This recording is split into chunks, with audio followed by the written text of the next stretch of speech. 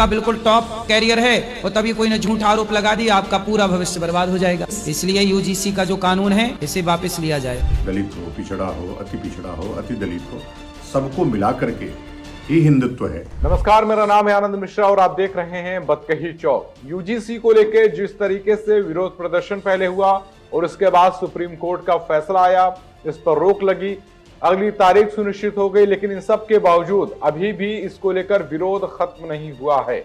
लगातार यूजीसी को लेकर यूजीसी गो बैक के नारे लग रहे हैं, सोशल मीडिया पे ट्रेंड कर रहा है, लगातार इस पर लोग विरोध प्रदर्शन कर रहे हैं।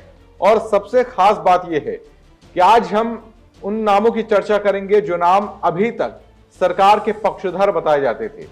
वो लोग, वो समाज जो माना जाता था कि सरकार का पक्षधर है, वो भी अब यूजीसी को लेकर अब विरोध में खड़ा हो गया है, सरकार के विरोध में खड़ा हो गया है। कौन है वो लोग जो अभी तक सरकार के पक्ष में लगातार बोलते रहे हैं, लेकिन अब यूजीसी के मुद्दे पर अब वो पीछे हट गए हैं, अब वो सीधा सरकार से सवाल जवाब कर रहे हैं। लेकिन उसके पहले इन नामों की चर्चा करें, इन लोगों के बारे में बताएंगे, लेकिन उसके पहले ये तस्वीर देख लीजिए। ये तस्वीर है बरेली के सिटी मजिस्ट्रेट की, यानी अलंकार अग्निहोत्री की। पिछले दिनों इन्होंने शंकराचार्य के मुद्दे पर जिस तरीके से अपना विरोध प्रदर्शन दर्ज कराया और उसके बाद यूजीसी को लेकर विरोध प्रदर्शन करते हुए, अपना विरोध दर्ज कराते हुए इन्होंने इस्तीफा दे दिया था। एक नई तस्वीर सामने आई जिस पर इन्होंने शंकराचार्य जी से मुलाकात की है और ये तस्वीर देखिए, इस मुलाकात में उनको फूल माला पहनाया जा रहा है। शंकराचार्य अविमुक्तेश्वरानंद से इन्होंने मुलाकात की है और इसके बाद कहीं ना कहीं एक बड़ा संदेश देने की कोशिश की गई है इसके माध्यम से।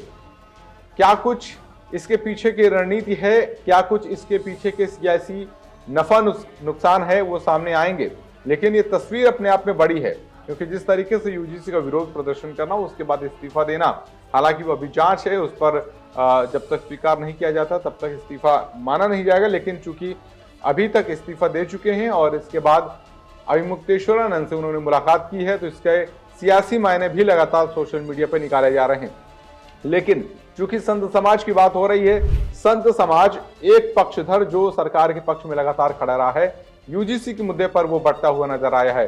और बढ़ने का तात्पर्य यहाँ पर यह है कि वो पूरी तरीके से यूजीसी के विरोध में खड़ा हो गया है पूरा संत समाज। और इसकी एक तस्वीर सोशल मीडिया पे देखने को मिली। ये तस्वीर देख लीजिए, ये स्वामी आनंद स्वरूप की तस्वीर है। संत समाज के बड़े धार्मिक चेहरे हैं और इन्होंने जिस तरीके से सोशल मीडिया पर वीडियो जारी कर अपना विरोध दर्ज कराया है, वो अपने आप में बड़ा है। तो सबसे पहले ये तस्वीर देख लीजिए और इन्होंने क्या कुछ कहा है उसको एक बार सुन लीजिए। जगह जगह यूजीसी के लिए लोगों का आगे आना और लोगों के मन में ये पीड़ा है कि जिसको हमने बनाया वही हिंदुओं को बांटेगा, कभी सोचा नहीं था। सवर्ण वह पराक्रमी समाज है जो सबको लेकर के चलता है। हम तो सबके लिए काम करते हैं, दलित हो, पिछड़ा हो, अति पिछड़ा हो, अति दलित हो, सबको मिला करके ही हिंदुत्व है। उस भगवा ध्वज के रक्त कलर में, रक्त रंग में सबका रक्त शामिल है, सबका खून शामिल है।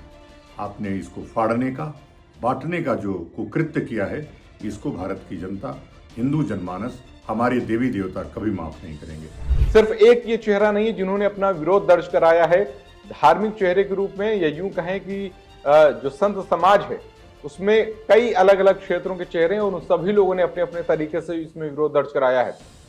सोशल मीडिया पे सबसे ज्यादा चर्चा में बने रहने वाले आचार्य अनिरुद्धाचार्य, जो कि कथावाचक हैं, अलग अलग तरीके से चर्चा के केंद्र में रहते हैं, उन्होंने भी इसको लेकर विरोध दर्ज कराया है। क्या कुछ कहा है, आइए दिखाते हैं आपको इस वीडियो में।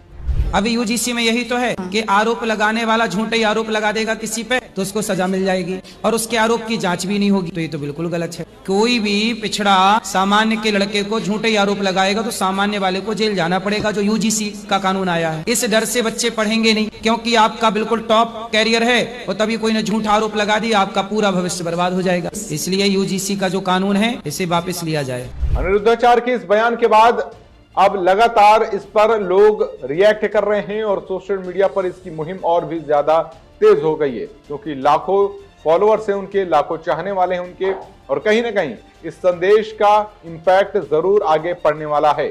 और सिर्फ ये अनिरुद्धाचार्य का ही एक बयान नहीं है, लगातार हमने देखा कि बागेश्वर धाम से धीरेन्द्र शास्त्री लगातार सरकार के पक्ष में या ऐसे मुद्दों पर बातचीत करते रहे जिसको माना जाता रहा कि सरकार के पक्ष में वो बोलते हैं। लेकिन जिस तरीके से यूजीसी के मुद्दे पर उन्होंने अपना विरोध दर्ज कराया वो अपने आप में बड़ी बात है।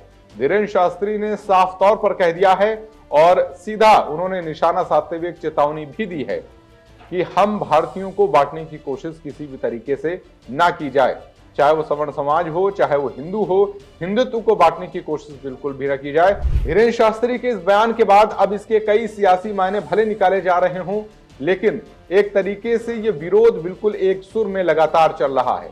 और हमने देखा कि सिर्फ धार्मिक चेहरों के रूप में नहीं, संत समाज को हम इसलिए यहाँ पे बार बार इसकी चर्चा कर रहे हैं क्योंकि माना जाता रहा है कि ये एक ऐसा वर्ग है, एक ऐसा चेहरा है, संत समाज का जो चेहरा है वो पूरी तरीके से पक्ष में रहा है, सरकार के पक्ष में रहा है, माना जाता रहा, ऐसी अटकलें लगाई जाती है, दावे किए जाते रहे लगातार। लेकिन जिस तरीके से हिंदुत्व के मुद्दे पर संत समाज पूरी तरीके से एकजुट हुआ, इसके कहीं ना कहीं आगे सियासी मायने भी निकाले जा रहे हैं। तमाम लोग इस पे अपनी अटकलें लगा रहे हैं, अपने दावे कर रहे हैं, लेकिन इस मुद्दे को लेकर पूरी तरीके से एकजुट है। और आखिरी में वो नाम जरूर आपको दिखाएंगे, उस नाम की चर्चा जरूर करेंगे जिस नाम को लेकर कहा यह जाता रहा है कि सियासत के पाले बदलते ही इन्होंने भी अपना पाला बदल लिया, लेकिन अब इस मुद्दे पर वो भी पूरी तरीके से यूजीसी के विरोध में है और ये नाम है कुमार विश्वास का।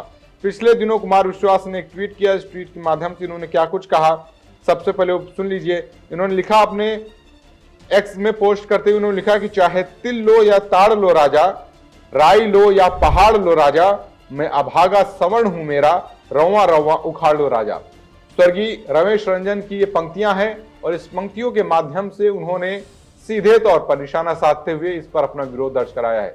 हालांकि जिस तरीके से इसके पहले अपने वो बयान देते रहे हैं उसको लेकर तमाम लोग ये दावे करते रहे हैं कि सियासत के साथ वो अपना समय के साथ अवसरवाद की तरीके से अपना पाला बदल लेते हैं, अवसर देखते ही अपना जहां नफा नुकसान होता है वहां पर वो अपना पाला बदलते हुए नजर आते हैं। लेकिन एकमात्र ये मुद्दा रहा जिसको लेकर एकजुट रहे और पूरी तरीके से विरोध इसमें अपना दर्ज कराते हुए नजर आए हैं। तो क्या कुछ आपका इस मुद्दे पर कहना है, क्योंकि अभी तारीख तय है, इस पर सुनवाई अभी आगे होने वाली है, लेकिन जिस तरीके से सोशल मीडिया पर अभी भी इसका विरोध हो रहा है उसको लेकर आप क्या कहना चाहते हैं हमें कमेंट बॉक्स में जरूर बताएं और ऐसे ही और भी वीडियोस के लिए देखते रहें बत कही चौक।